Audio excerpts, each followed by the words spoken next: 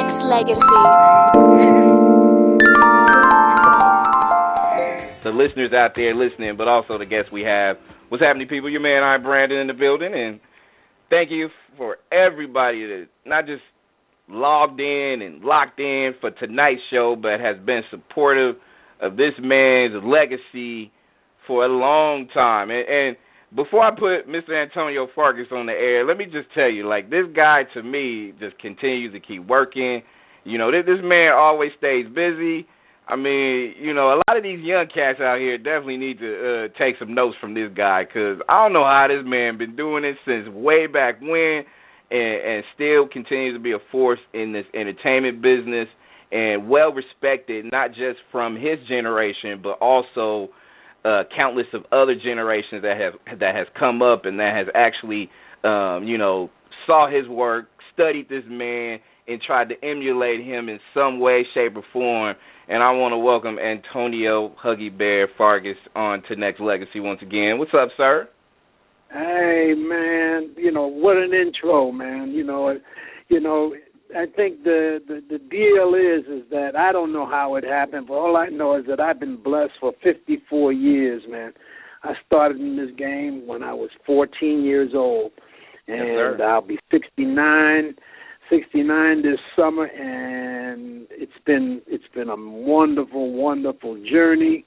And then to be, you know, the intro to, I mean, I just love the intro, but I love the fact that you were playing Marvin Gaye, and you know, and because I just purchased that Motown 25, you know, where they got together and Michael Jackson rolled out the moonwalk and Smokey Robinson, and Marvin did such a wonderful, wonderful intro on the piano. You know, I mean, these are the treasures that I've been able to observe, and then by just being so blessed, you know, to be even, you know, considered an icon or having a legacy, and you know, so. I mean, I just get lost on YouTube just listening and looking at videos and looking at performances, and it's just you know, and thank goodness that we have this wonderful thing called the internet, which can plug us in with history and legacies and anything you want to know about, you know, and that we, you know, we're no longer, you know, like in the shadows, you know, and people who have gone before us are no longer in the shadows, man. We can find out about who they are, and we can also bless them while they're alive. You know, I just remember seeing Little Richard introduce, you know, Otis Redding into the Rock and Roll Hall of Fame, and he sang "Sitting on the Dock of the Bay" so beautifully. They both were from Georgia. He had that voice, and yeah, I mean, that's the kind of stuff that, you know, that's out there, that's available to, you know, to your listeners, and, you know, and to me.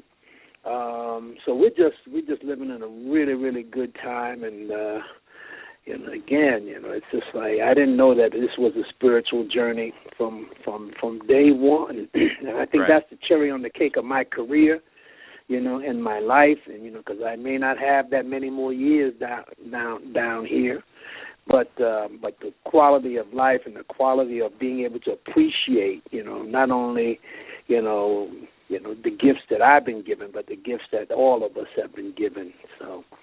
You brought up something, and it's a good night. It is, and you know, just to be able to, you know, hang out with you and just, you know, tell folks that I know this guy. This is my guy. Like, to me, it means a lot more from me, because I do appreciate your work. And before I start asking you, not just some of the new stuff you have going on, but, you know, a lot of legacy questions as well. You brought it up, so I'm gonna, because I think you and I probably purchased this DVD of Motown 25 at the same time, and you brought up Marvin Gaye. And just, you know, a lot of people talk about and they remember the moonwalk and the Jackson 5, the reunion, this, that, and the other. And that was the talk of it all, and rightfully so. But a lot of solid performances. You know, you go back to the Supremes, like you mentioned, Marvin Gaye, Smokey Robinson. You know, so many different. You know, I guess you can say, like, you know, historic events that happened at that point in time. People tend to forget. my question to you is when you actually, you know, broke it out and looked at it, like, you know, years later, like, you know, did that give you that nostalgic, that feeling, that vibe, that, you know, the chills that happened when you first saw it when you was younger? My you know, I remember when I look at, you know, my own filmography, or you know, and I realized that when I was doing this movie or this time when I was doing, you know, that this is the music that was playing. These are the people who were the same age I was at that time, and it just kind of puts it, you know, it sort of frames the moment, and so for me to look at, you know, to look at Marvin and then see the evolution and how precious, you know, life is. And even for Michael to see his evolution and to be able to appreciate, you know, I mean, that last video that he did before he passed. I mean, it's just you know, I don't know, tears of joy or tears of recognition that was so profound. You know, and to be a part of that, to see the tapestry, because I can look at, you know, like, again, like the projects that I've been able to do and realize, you know, what was a struggle at the moment, you know, and how, you know, God was all over that, all over my life, and I didn't really have to struggle. And today I realized that I took the foot off the gas of trying to drive the car of my life, you know what I mean? Because I let the man, you know, drive my life, you know, steer my life today. All I do is, you know, you know, sit in the seat and take my hands off the wheel and the gas, because I've always gotten what I was supposed to get. I didn't realize that I had to struggle. I have to do the work, you know, because I think I do the work, I do the footwork, and I leave the results up to my Creator. And that has been a great, you know, lesson for me, is that, you know, this was all pre-planned. You know, we were supposed to be on this you know, podcast, on your show, was written before we were born, and all we have to do is show up tonight. There's no way we could have avoided this evening. And, you know, I don't know, man. I'm just, you know, I guess, you know, when I realized that, you know, I guess I'm getting more spiritual. I mean, I even watched a football game, and I realized how much, you know, Russell Wilson was plugged in, was so plugged in, and that, you know, we never talk about the prayer circle that these guys who've been on the field, who've been beating each other up and all of that, and then at the end of the game they get down and they circle up and, you know, and pray together. And, you know, my son played in the NFL, and one of the most precious pictures I have is when he played. The Raiders played the Green Bay Packers, and there's a picture of him kneeling down with some other players from the Green Bay Packers and the Raiders, and they were praying after the game. So, you know, I just, you know, the sooner you get it, as soon as folks get it, that is what's been missing, you know, in our lives, in terms of all the things that are going on around the world and everything else, is to figure out that there's no mistakes in his world, and we just have to figure out how to accept that and learn from it. And, you know, so again, all these things that are, you know, even happening to me today, is I'm right where I'm supposed to be. I'm living semi-retired, living in Las Vegas, and more busy than I was when I was, you know, acting and trying to pursue this thing full time. And I'm going to ask you about just the evolution of your career. And you talked about 54 years in this business. You started when you was 14, and just the fact that it's been able to transcend generations, and it picked up from one generation to the next, and from that next generation to the next. And a lot of it had to do with not just the people's appreciation for your craft, but it also has to do with storytelling. Like, you know, it didn't just go from one ear and it didn't shut down. It went from one ear to the it went from one ear to the other and to the characters, other. You know, by having respect for the characters and the craft of acting, and being true to the game, true to the characters that I played. And I think that that resonated with the young cats like Will Smith and Martin and Chris Rock, who realize that that they appreciate the history that's involved in it. And I realize whose shoulders I stand on, and I've been making my shoulders strong, for these brothers, and they all gave me jobs in their projects because they have an appreciation. There's the only way that's one of the ways they could say thank you, and that's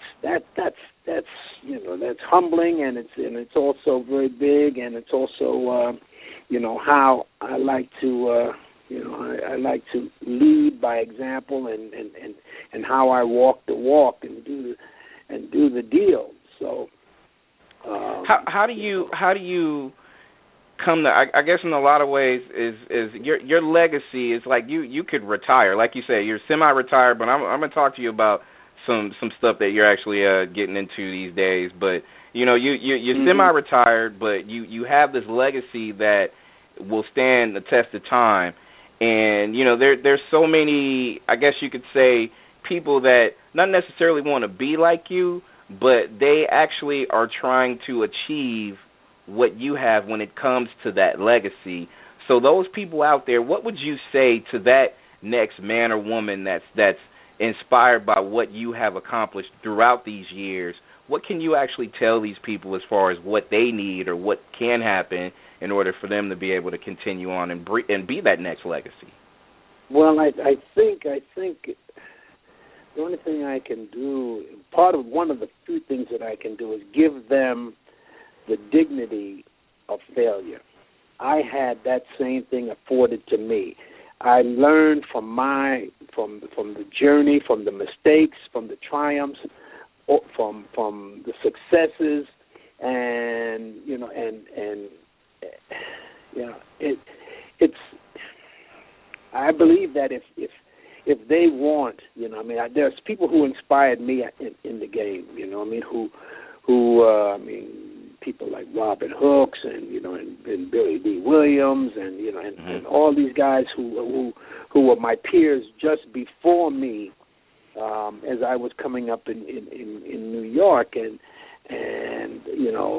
I joined a family. When I found theater, when I found my first film, I found a family that felt the same way I felt, that felt different, that the chance takers. I understood why the jazz musician or the discipline of the dancer or the musician, the struggle when one has to do is to work on your chops and also to have a life and also to support your craft and be able to have to do part-time jobs and all this kind of stuff, because I had something that I wanted to say or I wanted to achieve. And so it's about the struggle. It's about the journey, not the destination. And when you realize that, even if you may not, if you're in this thing to be a star or to just get the end result, then you're looking for the magic bullet. There is no magic bullet. It's through the work and the struggle that you get. When you walk in my shoes, you get what I get. But you have to walk in your own shoes. I put my feet in the footprints of those who went before me, but I had to do the step, and I had to take the steps. I had to do the walking. And, so I love it that people may be inspired by how I've been blessed, and they can also be blessed by doing the work and the struggle. Because, again, if you're in it to be a star, you may be disappointed. If you're in it to win an Academy Award, you may be disappointed. If you're in it to get a series like Starsky and Hutch or anything like that, you may be disappointed because it's almost like the lottery, and God chooses. Everybody plays the lottery, but only one person can win. When you're up for a role in a series like Starsky and Hutch or any other series, there's about 60 people, 100 people, or even more who want that same role, who may be qualified, and who knows? Some of the best singers didn't have recording contracts, and there's I know some of the guys singing on the corner, and they were great, but only And then to whom much is given, much is expected. So when we get these things, what do you do with it? You know, when you get that job in the NFL, what do you do with it on the NBA? All of that, you know. Right. You know, it's an interesting life, man. You know what I mean? It's not for everybody, you know.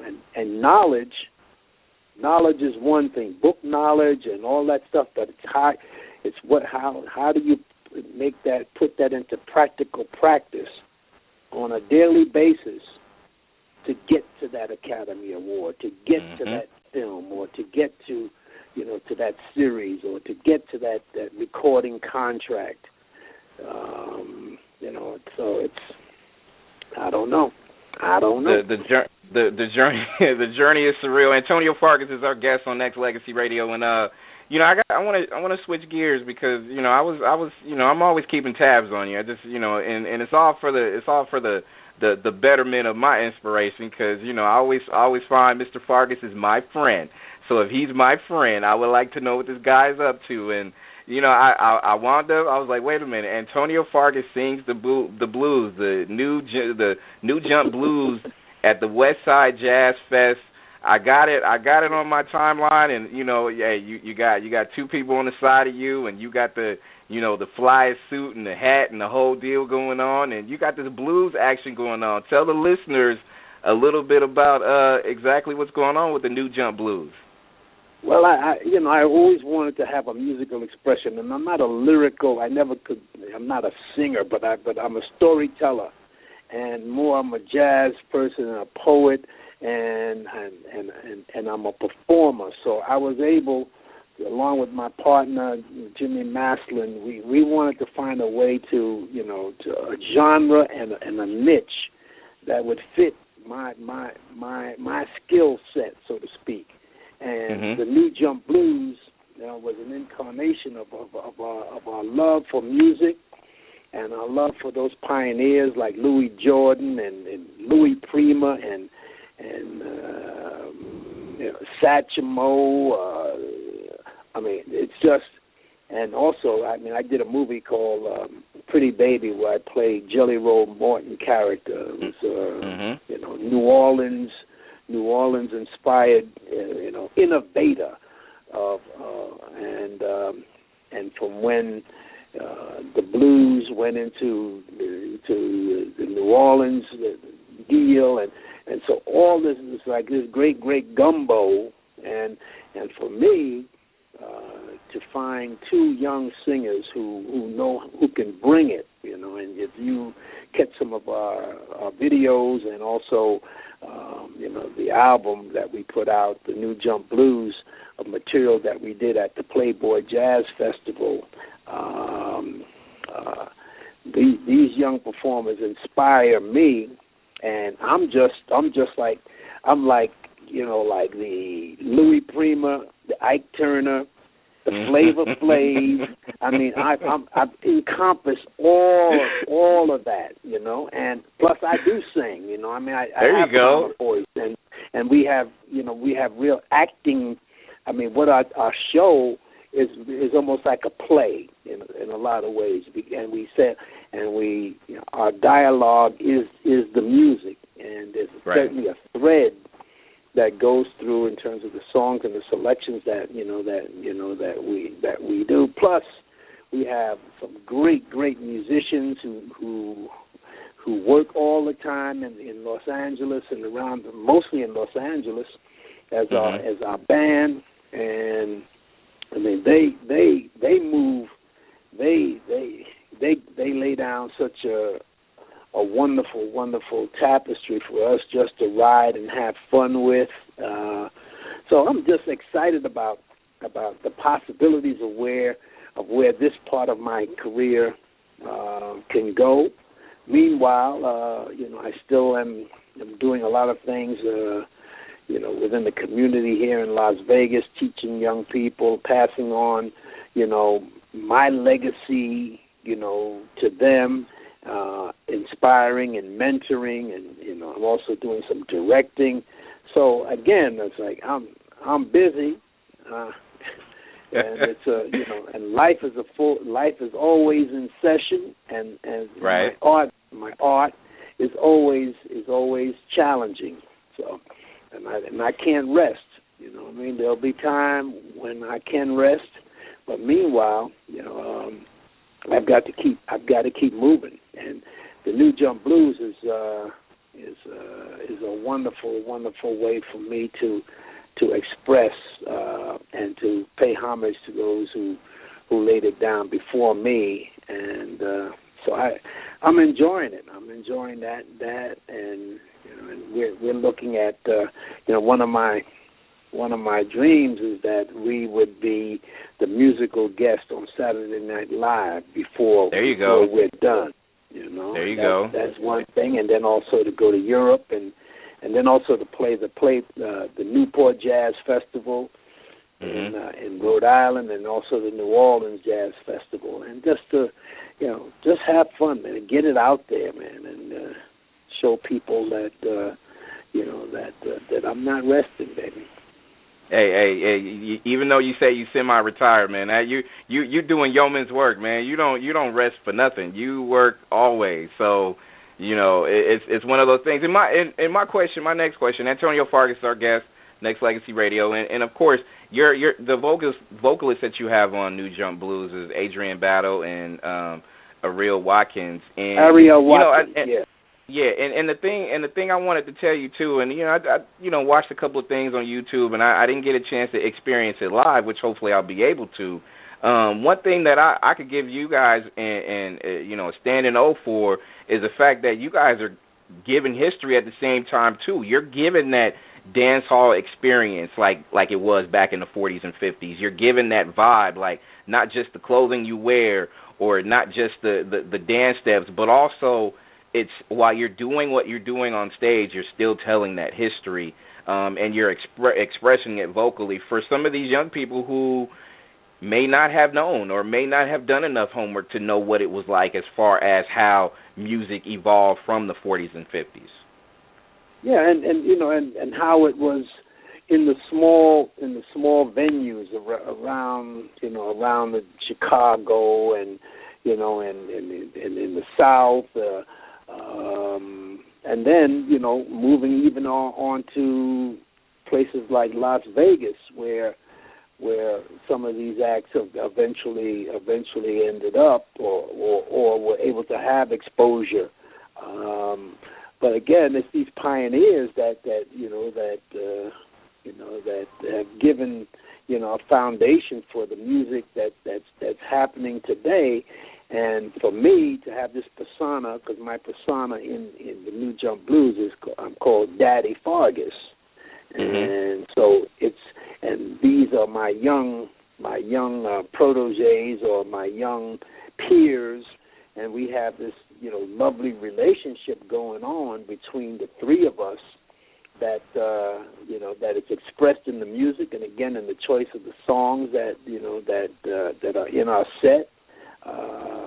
So it makes it very spicy, and it's like, yes, I think one of the reviews that talked about it said that it was before the Playboy Jazz Festival, said that it's the most refreshing, or it's back to the performers were so engaging, and Ariel is just the sweetest, has a wonderful voice, and Adrian is just smooth. And I'm all over the place, with style. And so it just makes it's a wonderful mix, man.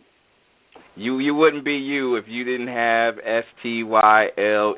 That's just you. It seemed like you was born that way anyway. So that's just, well, I'm a work in progress, man. Because I believe that fear was a motivating factor. And the fact that I could get into character, and I had to get into character so that you wouldn't know me.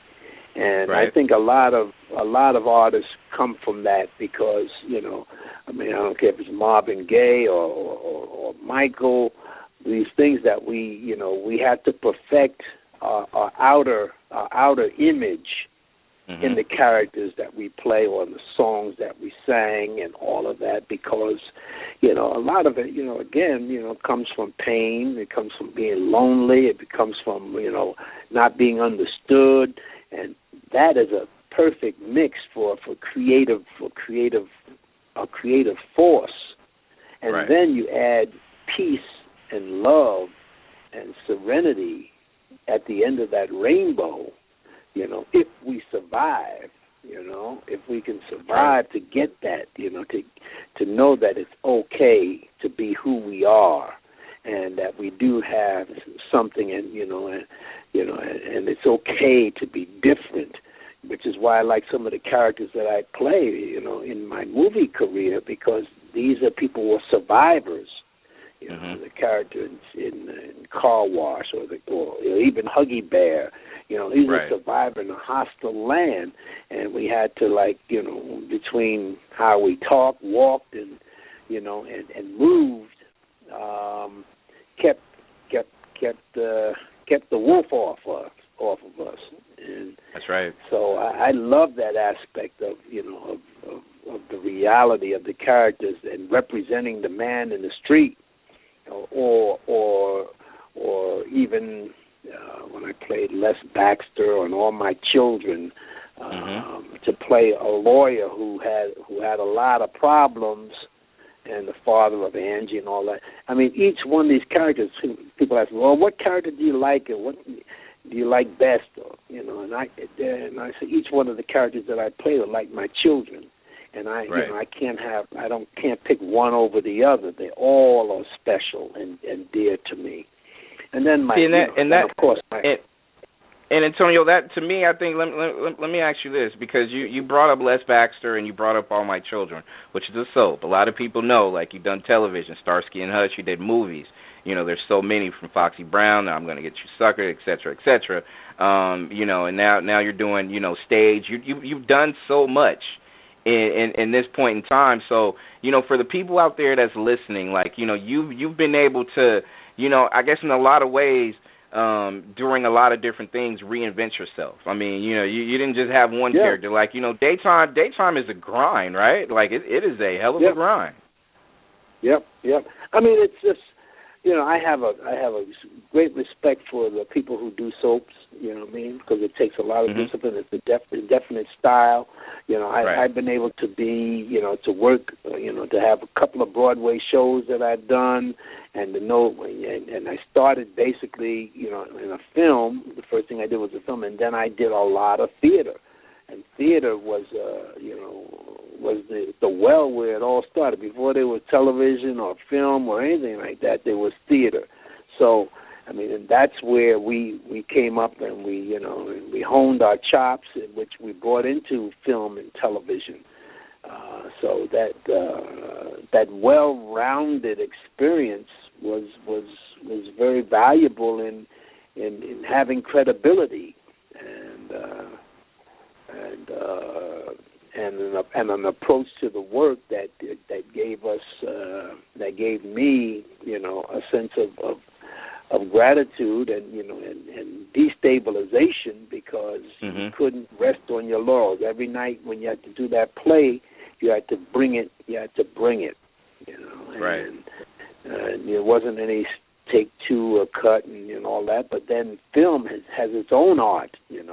Right. When you have a segmented performance, or where you have to add music and all the different aspects to create this illusion of that we do in film. So it's just it never stops, man. Right. And my question too is, and I remember doing an interview with Eric Braden, who plays Victor Newman on Young and the Restless. I remember he was telling me that there is a very, very low percentage of people who is, I guess you can say, well taken care of from the craft that they've created through art and entertainment. Like, they can be able to take care of themselves financially based on what they do with the, with the acting and doing a lot of different things. And hopefully be happy. I mean, Eric Braden is the cat who's been on that show forever. Good point. You know, and you know, but I'm sure he didn't come out of nowhere and all of a sudden end up, you know. Everybody has a history. Everybody has a history behind them, which got them to a point. And you know, and I say a lot of times, you know, people say, "Oh, aren't you tired of doing the same kinds of characters and all that?" And I say, you know what? No. Each individual character, every pimp or every, you know, crazy character, each one was an individual, and nobody said that to the actors, you know, or Clint Eastwood or any of these guys who played the same kind of roles, and if you're happy, hopefully you're happy, or I say, well, just keep crying as you take another big check to the bank. If you think, you know, like some people who are doing soaps would really love to be doing plays, or they really would love to be doing films, but meanwhile, you know, they're making a very nice living. It's like, you know, like you talked about Eric Braeden or any of these people who, or the lady who played on All My Children, the lead, what was her name? Erica played Erica Kane. Erica, Susan Lucci. Yeah, no doubt. Susan Lucci. I mean, you know, people, you know, that's what they did, you know, and I have such a great respect for it, you know, and it's not easy. It's not easy. I mean, I had a hard time trying to adjust my game to the soap opera game, you know, and then, you know, as I got into it, you know, then I got stronger and stronger. But each discipline is, you know, it's the same. You're using the same artist, but it's a different. You know, it's like playing another position in football or anything. You just can't, you know, go from quarterback to something else or whatever it is without, you know, the rite of passage. So, but once you get into the work and you create something special because you have that desire and hunger, you know, to do whatever it takes to make it happen, and you have some integrity and all that stuff and principle, which is you know, which is in a small commodity. You know, there's very little of that sometimes. No doubt. You know, because it's such a money driven business sometimes, and you know, and it's about the spoils. You know what I mean? And, you know, all the things that, you know, that are traps. You know what I mean? You watch somebody come into a series when they first start, they'd be, you know, then all of a sudden they get a little rounder in the face, you know what I mean? Maybe they get a little work done, you know what I mean? Right. I mean, it's like, you know, they get their teeth done, and you know what I mean? All of a sudden, they're not the same person. You see them in the beginning of their career, and then you transformed see them, into somebody completely different too, transforming, you know, and really what they hired was the character, you know? You know, and then we become these, you know, movie stars, or, you know what I mean, or people, you know, who have to, a slave to, you know, to having to look like their pictures and that are airbrushed, and you know what I mean, and you know, and all this perfection. So it's a trap, man. It's a trap to just be who you are and not get lost. How do you feel about the evolution of television and movies? Like, let's take television for example. I mean, it's definitely not like how the seasons of Starsky and Hutch was. It's not like how it was during Fresh Prince. It's not how it was during Martin. It's not how it was during the Cosby Show. It has changed where you know, a lot of people can blame a lot of different reasons, you know, as far as from the networks to whatever, but it's definitely different. I don't want to say different in a bad sense, because there are still some good actors and actresses out there that do amazing work, but you know, they may not be seen or heard. So, you know, I'm not going to poo-poo on that. But the emotions and the memories that we've had so much so in the 50s, 60s, 70s, 80s, 90s kind of hit and crash landed in a lot of different directions. But what is your opinion about just the evolution of television, first off? Well, I think it started off as an innocence, you know what I mean? Just like when movies back in the day were escapism. Now people want so much realism that, and then they want to fake that. I mean, that's what reality shows are. People think that it's not a really reality. So they're big time productions. They're almost like doing commercials. Look at the evolution of commercials, even. Yep. I mean, it's just there was an innocence about the time of Starsky and Hutch. I mean, they were fantastic kind of escapism police officers. You don't have those kind of police officers out there now. It's like how real or about beards and people. I mean, it's just there's so many. It's the television buffet has added more and more dishes to the game. Good point. And Good point. For me, I live in the memory of old music. I live in the memory of the times when I came up, through the game, and I can appreciate today's music. I mean, rap music and all these things are an evolution of time, but storytelling and the basics, and the memories that came with it as well. Right. So when somebody tries to, I mean, look at Beyonce sings Etta James' song, you know what I mean, and people forget that Etta James, put her foot all over that, but and when some of these artists today can recapture some of the past in terms of giving homage to where they got it from, but yeah, it's a different deal on television. But I got no problem with it. All I know is that it's time for me to step aside and do special kind of things, and I'm going back to my roots. I'm going back to doing small cameo roles. I'm working on a film right now called Beyond Skyline. We shot some of it in Indonesia, and we're going to finish shooting it.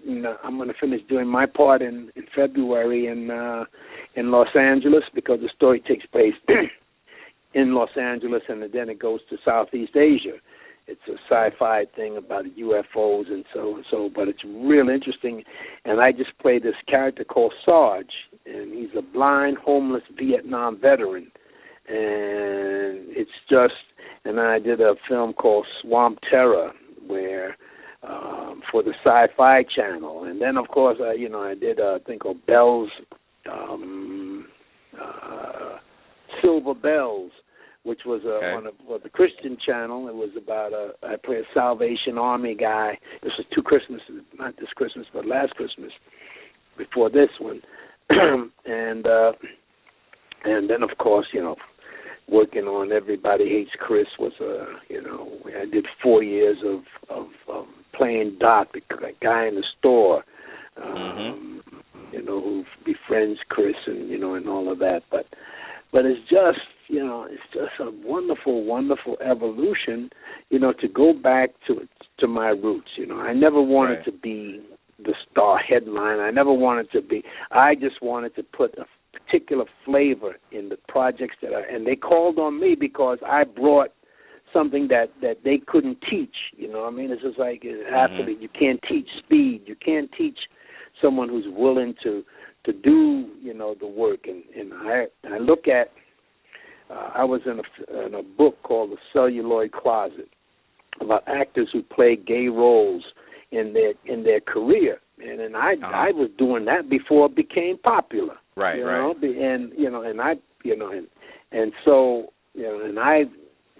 It was always for me about the humanity of the character. Before that, people used to do these roles and they used to act at it and say, it's not really me. I'm just acting like this person. But when I tried to do it, all my characters is to embody all of those things about why somebody feels the way they feel about themselves, and so it's just that's the only way I know how to do it, man. Hey, and do it with style. That's just how Antonio Fargus is, who is our guest on Nexxlegacy Radio.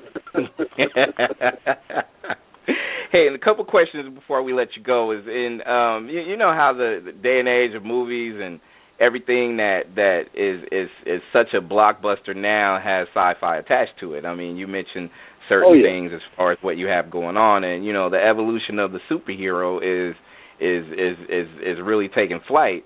So I mean, you know, I know you was on. I'm gonna get you stuck as Fly Guy, and I kind of consider that as a hero role in a sense, I guess you can say. But you know, if you could take in his own mind, and Fly Guy's in his own mind.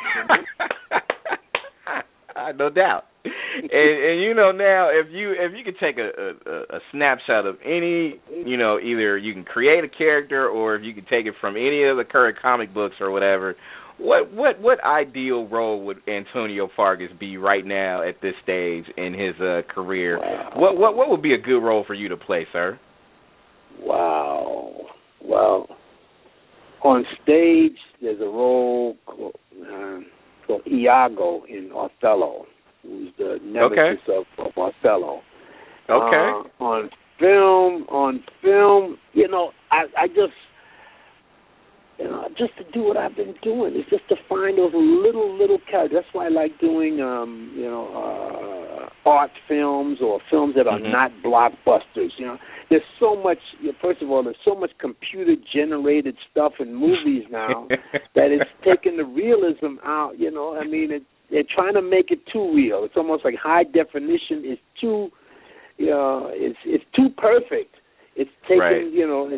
And film has a quality about it that's been lost with high definition, and so some of the stuff that they can do with the computer. I mean, we live in an age where, you know, you can make a movie with a look like a still camera. You can, you know, a few years ago you can produce an album, you know, with a computer. You see guys, you know, doing these. DJs who go around with, you know, with just a lot. They don't carry records or anything anymore. Everything is programmed into the computer. People can sound like as good as they sound on record on stage because it's all, you know, mechanically engineered. You know, people don't have to sing that well anymore. I mean, you can sing into the thing and it'll keep you called auto tunes. I mean, it'll keep you on tune and pitch and all that other stuff. So you don't know what you're getting anymore, you know. Remember the crates, and you had to dig into the crates and just being able to just grab the records that you wanted to spin, and you put it on there, and you made it work. You know, and you got that in. You know, I mean, it's changed. I mean, I went from VHS, you know, to DVDs to Blu-ray. I mean, it's just it goes on, and you know. So but I think if you had to dig into like a superhero role, like, I mean, I know Black Panther's coming out like in a couple of years, but you know, I think playing his dad, King T'Chaka, would be an ideal role for you. There's what's that show that about the record industry? It's a new TV. Glory. What's it? Not Glory. Empire. Empire. You know, I would like to play my man's father, maybe. Okay. You know, all right. Something like that, or you know, right. or an older, you know, or a role like the guy who played House, you know, or play a police guy who's not like Sherlock Holmes, but just a guy who's, you know, retired and, you know what I mean, and, you know, and knows the ways of the street and knows all these things. And, you know, I don't know, you know, I mean, the sky's the limit, but I like when people come and say, you know what, Antonio, I'd like you to play this little role in this movie. And now, because I have no restrictions on me that I have to make $1 billion and all that, it ain't about that. It's about the work, you know, So I've been helping a lot of young filmmakers and saying, okay, you know, giving them my number. You know, they know how to reach me. You know, I don't do Twitter and all that other stuff or Facebook, but you know, I'm reconsidering that now. That I might do some Twitter, maybe work in the Facebook, but really, people who know how want to find me can find me. You know, people have my phone number, my email address. and and I make myself available, especially for for these young directors or people who want some, who want advice, or who I can share my strength, hope, and experience with. So, indeed. I want to make sure that if anybody out there is looking for even though Antonio Fargus is semi-retired, if he's available, anything, you can hit inquiries at dxxnyc.com. You can dial 201-224-6570 for more details, and you can also go to www.thenewjumpblues.com if you want to take a look and see what Mr. Fargus is up to. And not only that, just to be able to embrace his legacy. And before I let you go, I got to tell you, even though, Mr. Fargus, you are my friend, we go way back. So, and I appreciate, all the times that we've not just interviewed, but, you are a wealth of knowledge and beyond. But I got to tell you, someone like you inspires someone like me, just for the simple fact that, I appreciated the work before we even met or crossed paths. And now I can safely say, hey, you know what? That's the homie right there. That is somebody that I could definitely lean on for advice or and things like that. As down to earth as you are, and all the people he's a TV film star, and Antonio Fargus is not one to shy away from an interview or to, like you said, do it old school, roll it back, and give you a phone call or send you an email for encouragement. That's right. And you've done that. That's so right. You're a great guy. And, and if people send me stuff, sometimes I might get overwhelmed, you know what I mean? But at the same time, you're going to get an answer, and, I appreciate sometimes when people are patient with me, but, I do like the fact that I'm not, I'm not hiding or trying to, or duck anything or duck an experience, man. And and I get what I need, I get what I need. I'm so blessed. And thank you for taking the time to, have me on. Let's do this again. And, yes, sir. And I want to see you guys, Antonio. I want to see you guys perform. So we got to talk offline so you can let me know where you're going to be at, so I could so I could be a guest or something like that. I'm inviting myself to your party. Just letting you know that. Okay. I'm coming to your party, so you got to let me know when and where, and we'll get together. With, double exposure, man, and let's hook up and you get the numbers and deal, and so we can we stay close. Indeed, definitely, and thank you, man. Not just for the time that you've given me, but thank you for your work and your legacy, and that you continue to not just inspire. Saying young cats and people that's been in your corner for so long, but just thank you for the hard work that you put in that's inspiring all of us that's listening to continue to push on, man. You are definitely an inspiration. Well, thank you for legacy, man. Have a good night. You do the same, sir. That is a icon, Mr. Antonio Fargus. More music right here on Nexxlegacy Radio. Nexxlegacy.